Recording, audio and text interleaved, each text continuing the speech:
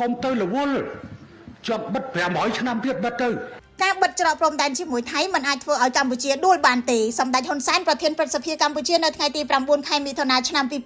2026បានផ្ញើសារទៅភាគីថៃបើចង់បិទច្រកឆ្លងដែនជាមួយកម្ពុជាទោះ500ឆ្នាំក៏កម្ពុជាមិនអីដែរព្រោះខ្មែរមានលទ្ធភាពផ្គត់ផ្គង់ទំនិញដោយខ្លួនឯងហើយវិបត្តិនេះគួរត្រូវបានបង្វែរឲ្យคล้ายទៅជាឱកាសជំរុញផលិតកម្មក្នុងស្រុកលោកប្រធានព្រឹទ្ធសភារំលឹកថាអ្នកនយោបាយថៃបានសន្យាជាមួយពលរដ្ឋថៃមុនបោះឆ្នោតថាអ្នកណាបើកច្រកព្រំដែនជាមួយកម្ពុជាគឺឆ្កែដូច្នេះមិនចាំបាច់រងចាំថាច្រកនឹងបើកវិញនោះទេការលើកឡើងនេះក៏ស្របពេលដែលថៃបន្តប្រើការបិទច្រកព្រំដែនជាសម្ពាធនិងបានផ្អាកយន្តការចរចាមួយចំនួនដោយយកហេតុផលថាមកពីកម្ពុជាប្រើយន្តការ UN Clause ដើម្បីដោះស្រាយវិវាទដែនសមុទ្រជាមួយថៃ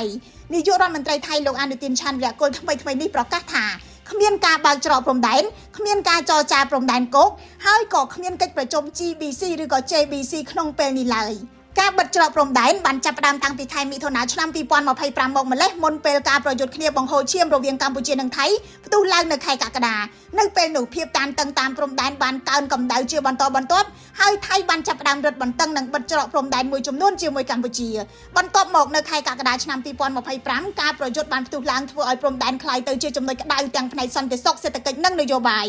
លោកប្រធានព្រឹទ្ធសភាថ្លែងថាកម្ពុជាមានសមត្ថភាពផ្គត់ផ្គង់ទំនិញដោយខ្លួនឯងនិងអាចបង្វែរប្រភពនាំចូលបើខ្វះខាតហើយការលំបាកនាពេលបច្ចុប្បន្នត្រូវបានប្រែក្លាយទៅជាកម្លាំងជំរុញឲ្យខ្មែរផលិតខ្មែរលក់និងខ្មែរប្រើប្រាស់ផលិតផលខ្មែរជាក់ស្ដែងលោកបានលើកឧទាហរណ៍ក្រុមហ៊ុនផលិតសាប៊ូមួយបានកើនចំណូលពី$30,000ដល់$3លានក្រោយបិទច្រកព្រំដែនប៉ុន្តែពលរដ្ឋនៅតាមបណ្ដោយព្រំដែនមួយចំនួនដែលធ្លាប់ពឹងផ្អែកទៅលើច្រកសេដ្ឋកិច្ចជីដែនក៏បានត្អូញត្អែរពីផលប៉ះពាល់ផងដែរខ្លះក៏បានផ្លាស់ប្ដូរឬបង្កើតមុខរបរបន្ថែមនិងខ្លះទៀតបន្តធ្វើអាជីវកម្មជាមួយអ្នកនៅក្នុងស្រុកជំនួសវិញទោះយ៉ាងណាលោកប្រធានព្រឹទ្ធសភាយល់ថាជាអ្នកជិតខាងកម្ពុជានិងថៃមិនគួរចងគ្នាជាសត្រូវរហូតនោះទេប៉ុន្តែបើថៃចង់បិទព្រំដែនទោះជា100ឆ្នាំឬ500ឆ្នាំក៏កម្ពុជានៅតែរស់បានខ្ញុំរស់សុធាពី News Today NTTV